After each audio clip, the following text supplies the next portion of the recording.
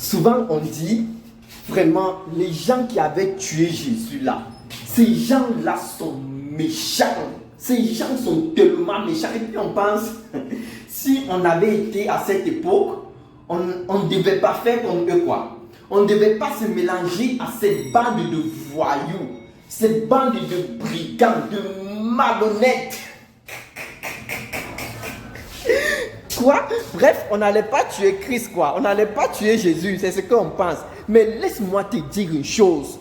Chaque fois que tu es malade et puis tu restes à la maison pour prier, au lieu de partir à l'hôpital te faire soigner là, tu es en train de tuer Jésus.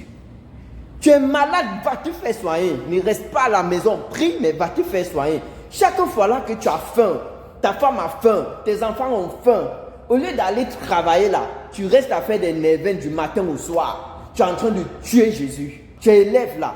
Pendant que les autres sont en train d'étudier, matin et soir, les autres sont en train d'étudier. Toi, tu es là, tu dors, tu visionnes, tu t'en fous de tout. Et puis, tu pries sans cesse là. Tu dis non, c'est le Dieu au-dessus de tout. Tu vas voir l'examen. Tu es en train de tuer Jésus. Arrêtez ces choses-là. Arrêtez ces choses-là. Même dans les ménages, tu es là, tu te comportes très mal dans ton ménage. Et c'est toi qui dis, oh, Jésus va faire quoi? Hein? Tu te comportes mal dans ton ménage, un jour on va te chasser. Même si tu pries, on va te chasser. On va te dire que c'est même quel Dieu que tu pries et tu te comportes comme ça. Ah! Ton enfant, on te dit, ton enfant est en train de fumer la drogue. Et puis au lieu d'appeler ton enfant, de lui donner les conseils, au lieu de regrouper la famille pour essayer de rassembler la famille, pour essayer de faire quelque chose, pour essayer de redresser l'enfant, tu restes là seulement à prier que oh Dieu protège mon enfant. Oh Dieu fais que mon enfant ne fume plus la drogue. Ah! Quand il avait commencé à fumer la drogue là, il avait demandé la permission à Dieu.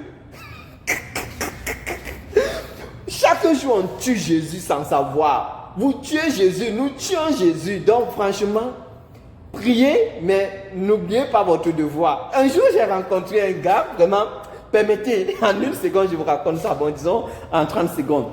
Il disait qu'il est pasteur.